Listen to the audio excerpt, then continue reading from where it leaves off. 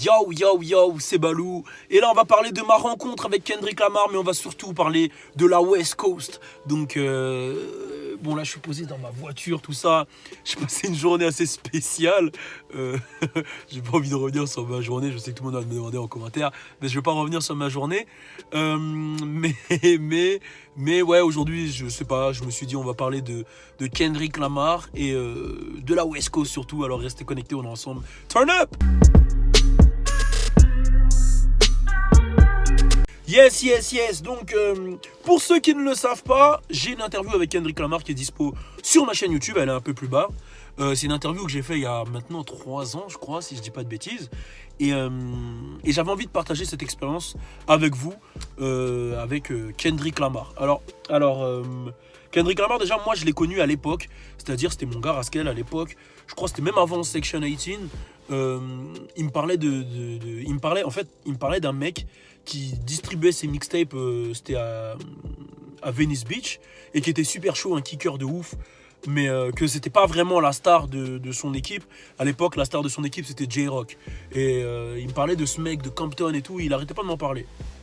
Et je me souviens, je suis retourné en 2011, je crois que j'étais là-bas, c'est 2011, ouais, et j'ai fait le Black Friday. Le Black Friday, vous savez, c'est de toute façon, maintenant, il y a partout le Black Friday, ça s'est popularisé vraiment partout, mais voilà, c'est au mois de novembre, en général, c'est pendant la période de Thanksgiving aux États-Unis, et en gros, dans tous les magasins, il y a des grosses réductions de ouf et tout, et je me souviens, on s'était levé grave tôt et tout pour faire les lines, comme ils disent, les lignes et tout, la queue, et on avait fait plusieurs magasins. On avait fait un magasin qui s'appelait Hall of Fame où il y avait toutes les casquettes. À l'époque, on faisait déjà Supreme, Crooks and Castle à l'époque, et on avait été dans le magasin Dope Couture qui est situé à Fairfax Avenue à Los Angeles. Et dans ce magasin, en fait, il y avait des promos de malades. Donc, je m'en souviens, j'étais avec mon petit frère Louis Aoda. D'ailleurs, allez écouter son projet Aoda, il est très très costaud. De toute façon, je ferai un truc spécialement sur lui pour vous expliquer son parcours et tout. Mais ouais, voilà, on était avec Louis. Et Louis, je m'en souviens, il avait dépensé, je crois, il avait dépensé 1000 balles de sable ce jour-là. Il avait pris tout son salaire à l'époque. C'était le salaire de l'époque. Il avait tout claqué là-dedans. Et en fait, quand on sortait du Dope Couture, il nous laissait un CD en fait. Et le CD, c'était Section 18 de Kendrick Lamar. Et là, j'ai pris une gifle de fou. Franchement, j'ai pris une gifle de fou. Le projet était incroyable. Et c'était à cette période-là, je crois, si je dis pas de bêtises, ou peut-être un peu après, où The Game et Snoop, si je dis pas de bêtises, hein, si je me souviens bien, je crois que c'est The Game et Snoop qui l'avaient couronné comme étant le prince de la West Coast. Donc voilà, Kendrick Lamar, voilà, il n'y a rien à dire, super talentueux, vraiment très très très très très fort. Il est très fort, que ce soit dans les visuels, dans les idées des clips, dans les sons, dans les choix des mélodies, dans les ambiances, dans les prods, dans les choix de prod, dans tout. Il est vraiment fort et c'est un gros travailleur. Et ça m'a fait plaisir que ça soit lui justement qui fasse la BO de Black Panther, que je trouve très très costaud et que je vous conseille tous. Et il représente bien la West Coast. Alors, comment moi je l'ai rencontré, je l'ai rencontré, j'ai travaillé à la radio à l'époque. Et mon ancien programmateur il m'a dit il y a une promo avec Kendrick Lamar et tout. Je crois que c'était à Reebok, je sais plus où, bref. Et il me dit est-ce que t'es chaud? Donc vas-y, moi j'y vais. Et bon, on attend et tout, chaque ma team.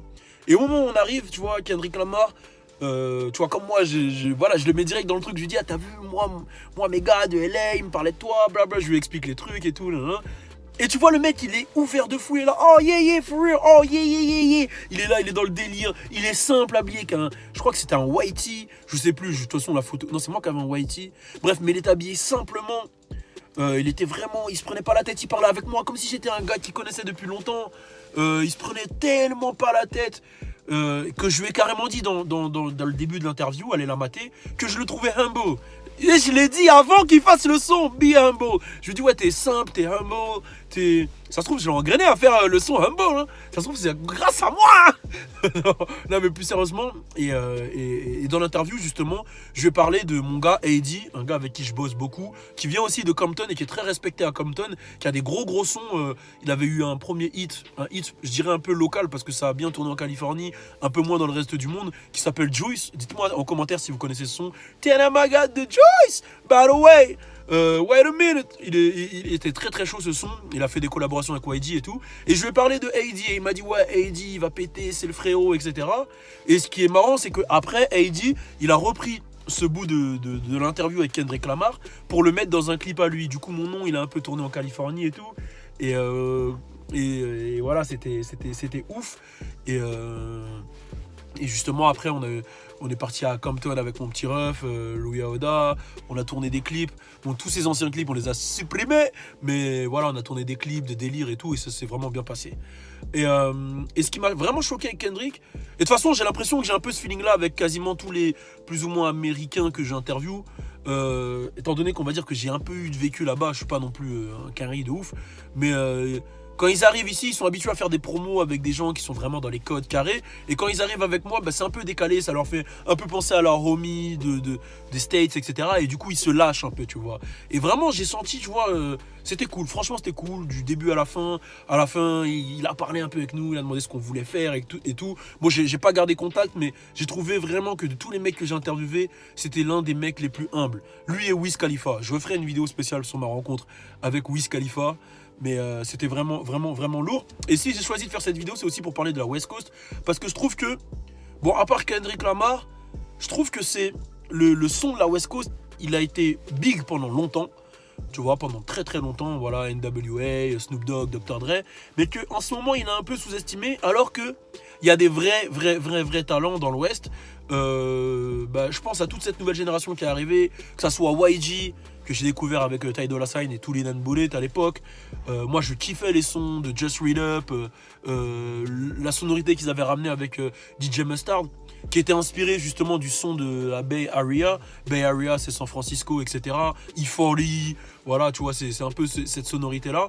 Et je trouvais que c'était fort. Et c'est vrai qu'ils ont eu une petite période avec DJ Mustard, YG et tout, à l'époque de My Nigga, où vraiment leur son, voilà, tout le monde prenait des prods de Mustard et ça s'est vraiment calmé et Atlanta a vraiment pris le dessus. Et du coup, depuis qu'Atlanta a pris le dessus, il y a tout le monde, Atlanta et Toronto, parce que j'avoue Toronto aussi, mais depuis qu'Atlanta et Toronto ont un peu pris le dessus, tu vois, on entend beaucoup moins le son de la West Coast. J'ai même envie de te dire que même New York, en ce moment, c'est plus réveillé que la West Coast. Avec des Tekashi 69, A-Boogie, etc. Mais il y a des très gros artistes à l'Ouest. Je le dis, je le répète, le projet de YG, son dernier, Still Brazy, il est incroyable, c'est du storytelling, il nous raconte toute son histoire de comment il s'est fait tirer dessus avec le morceau Who Shot Me, franchement tout, il y a tous les codes de la West Coast avec Do You Dance, YG, Do You Dance. On a Oti Genesis qui est très chaud. Après Oti Genesis, c'est vrai que ses sonorités ressemblent un peu à celles d'Atlanta, etc. Mais il reste de la West Coast, il est très très fort. Joe Moses, oh là là, incroyable lui. Joe Moses, il est incroyable. D'ailleurs, il a sorti un son avec Future qui est très très chaud. Il y a mon gars AD. Oh, je suis obligé de vous mettre un son de AD. Il y a mon gars AD qui est très très chaud. Je vais vous mettre. J'ai tapé AD là, qui est très très très très très fort d'ailleurs, qui a sorti un projet il y a pas longtemps. Il sort tout le temps des projets. Je vais vous mettre un son qu'il a fait avec Wiz Khalifa d'ailleurs. AD, c'est lui dont je vous parle depuis tout à l'heure et tout. Il est très très fort AD. J'avance un peu pour vous mettre directement dedans.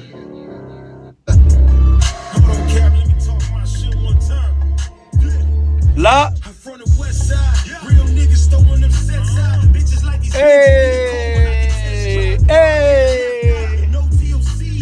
c'est AD. Non, c'est très chaud, c'est très chaud. Il y a SOB, RBE, j'avais fait une vidéo sur eux et j'étais super content que Kendrick les mette dans la BO de Black Panther. En fait, SOB, RBE, c'est un groupe, j'en avais parlé dans une vidéo, qui est vraiment californien de ouf. Et en même temps, ils ont un peu pris les codes des clips de Chicago. Ils sont street de ouf. C'est-à-dire qu'il y a un chanteur dans l'équipe, il y en a un Kiki, qui sont beaucoup. Je sais pas, ils sont combien exactement. Mais ils sont vraiment très forts. Ça s'écrit SOBRBE.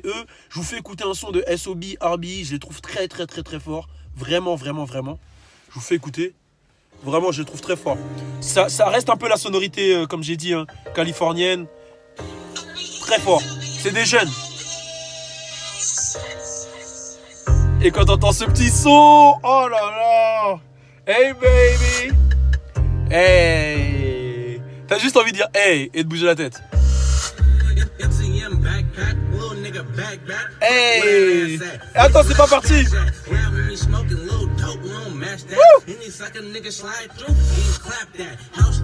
Ok. Voilà, c'est eux. Ils sont vraiment dans un bon délire. Et moi, j'ai ma petite théorie pourquoi peut-être que la Californie, ça prend moins. Parce que la Californie, j'ai l'impression que c'est des sons... En fait, la Californie, c'est tellement un mood. Los Angeles, la West Coast, tu vois, en général. C'est tellement un mood qu'en fait, c'est des sons, t'écoutes. Et ça t'emmène, je sais pas, au soleil, ça t'emmène, ça te fait chill, etc. Et peut-être que nous, par exemple, à Paname, on est trop dans le gris et tout. Tu vois, je me vois mal écouter un son comme ça à fond sur la route. Tu vois, quand tu l'écoutes là-bas, t'es bien, il fait chaud, il y a les palmiers, il y a Venice Beach, il y a tout le monde qui fume de la weed, tout le monde qui est cool. Mais ici, tu vois, le temps, il est gris, les gens, ils sont aigris. Et du coup, peut-être que c'est moins facile. Et c'est vrai qu'en général, quand tu regardes bien en fonction des quartiers, même en France, hein, tu regardes bien, mais en fonction des quartiers, des villes, du climat, ben, à Miami, ils ont un son un peu... Tu vois, quand tu écoutes le son de Miami, tu vois, bon, ça dépend. Après, il y a la nouvelle génération, mais quand je pense à Miami, je pense à Miami Vice, tu vois, GTA, au son... Fuck for Free de Drake, tu vois, ça me fait penser un peu à Miami, même si bon, il y a toutes les nouvelles sonorités de Floride, etc. Tous les nouveaux XXX, Kodak Black et compagnie. Quand tu penses à New York, tu penses vraiment au mec rue, Kaira, froid, et je trouve que Tekashi 69 il le représente très bien avec son clip Kiki, avec Feli Wap, etc. Et quand tu penses à la West Coast, ben voilà, tu penses à, tu vois, hey, California knows how to party, California knows how to party. Tu vois, tu penses à ça. Et il y a Toronto qui est arrivé avec une nouvelle identité, tu vois. Une identité un peu plus chantée, mielleuse, froide en même temps. Et même dans les textes, tu peux avoir des mecs comme The Weeknd qui sont sombres, tu vois, qui vont parler de trucs sombres mais en restant mielleux. Tu vois, c'est une ambiance froide un peu, je sais pas, space, elle est... Je sais pas comment définir, mais voilà. Je me suis éparpillé de fou. De toute façon, ça c'est la spécialité de mes vidéos. Je prends la cam et je parle et je pars en couille. Mais tout ça pour dire que ouais, Kendrick, c'est un mec super cool. et qu'au final, intéressez-vous aussi un peu à la scène de l'Ouest. Il y a vraiment un délire. Je vous ai donné quelques noms. Ben, voilà, comme j'ai dit, YG, Ty Dolla $ign, Joe Moses. Il y a qui? Il y a AD, comme j'ai dit. Il y a du monde là, il y a des jeunes qui arrivent aussi avec un autre délire un peu plus rockstar. Je pense à Lil Boy Cantu. Il y en a plein. Intéressez-vous un peu à la scène West Coast, elle est très très chaude. Donc voilà, c'était ma petite vidéo. Si vous avez validé, mettez un commentaire, dites je valide, turn up comme jamais. Et on est ensemble. C'est parti, turn up! Yo, mais je m'en veux de fou. J'ai oublié mon gars Nipsey Hussle. Qu'est-ce que j'ai fait? Je suis obligé de reprendre. J'ai oublié mon gars Kid Ink.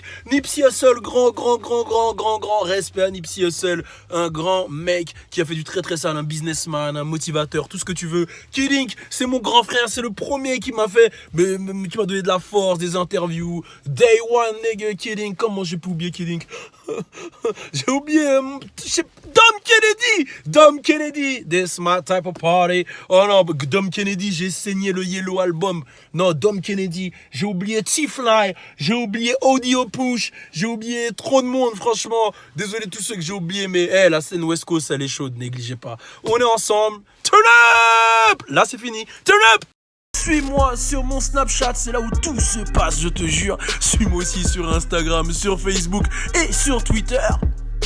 Le sale! Et bien sûr, abonne-toi à ma page YouTube pour suivre le sale!